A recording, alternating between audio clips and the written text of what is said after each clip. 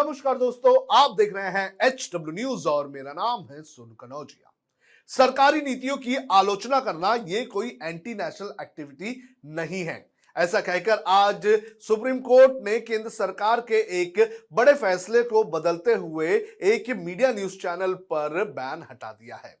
क्या है ये पूरा मामला, ये मैं आपको बताऊंगा और साथ ही मैं आपको ये भी बताऊंगा कि ये फैसला सुनाते हुए कोर्ट ने किस तरह से केंद्र सरकार को फटकार लगाई है। लेकिन उसके पहले मैं आपसे अपील करना चाहूंगा कि आप इस वीडियो को बड़े पैमाने पर शेयर करें। सबसे पहले मैं आपको बताता हूं कि क्या है पूरा मामला। दरअसल मामला जुड़ा हुआ है एक Malayalam news channel media one से, जिसे पिछले साल केंद्रीय गृह मंत्रालय ने सिक्योरिटी क्लियरेंस देने से मना कर दिया था।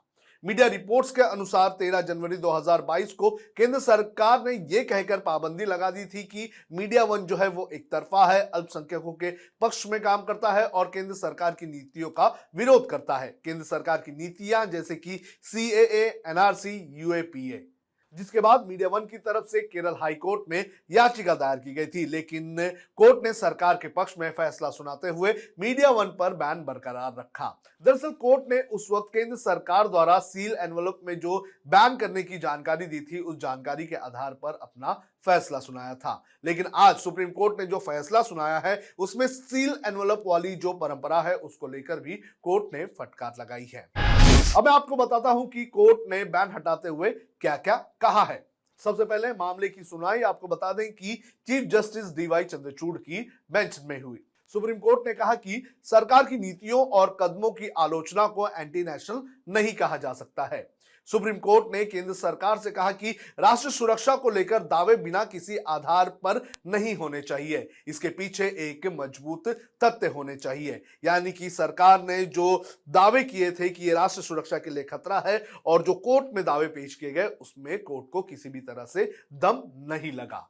इसके आगे CJI चंद्रचूड़ ने कहा कि इस मामले में ऐसा कुछ भी नहीं है जिससे टेररिस्ट लिंक साबित हो। कोर्ट ने कहा कि ऐसा कोई भी तथ्य नहीं है जिससे यह साबित हो कि राष्ट्रीय सुरक्षा या फिर कानून व्यवस्था प्रभावित हुई हो।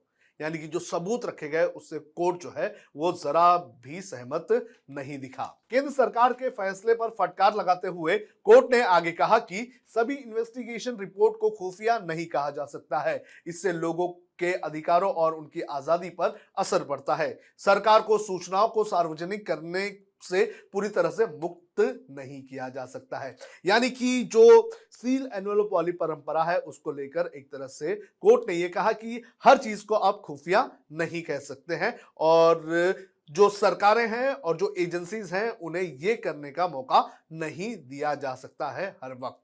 अदालत ने आगे कहा कि राष्ट्रीय सुरक्षा का मुद्दा लोगों को अधिकार छीनने के लिए नहीं उठाया जा सकता है। गृह मंत्रालय ने इस मामले में मनमाने ढंग से मुद्दा उठाया है। हम सरकार को ऐसा कदम नहीं उठाने दे सकते हैं जिससे प्रेस हर हाल में उसे समर्थन करे। सरकार की आलोचना किसी टीवी चैनल का लाइसेंस रद्द करने का अधिकार नहीं हो सकता है। कोर्ट ने आगे कहा कि लोकतांत्रिक देश मजबूती से चलता रहे, इसके लिए प्रेस की स्वतंत्रता जरूरी है।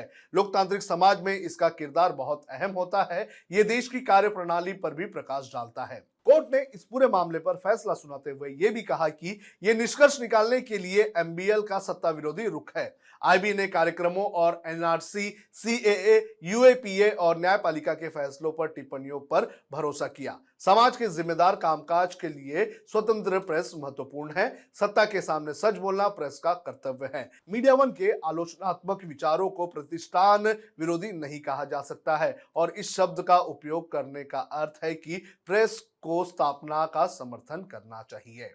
वहीं कोर्ट ने सील बंद लिफाफे में जानकारी देने वाली प्रक्रिया पर सवाल उठाते कहा कि ये शुद्ध न्यायपालिका के और न्याय प्रक्रिया के खिलाफ है। तो कोर्ट ने आज जो फैसला सुनाया है ये काफी महत्वपूर्ण है।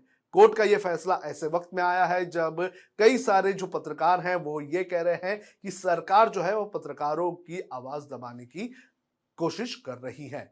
तो कोर्ट का ये फैसला कहीं ना कहीं जो स्वतंत्र मीडिया है उसे बल देने का काम जरूर करेगा।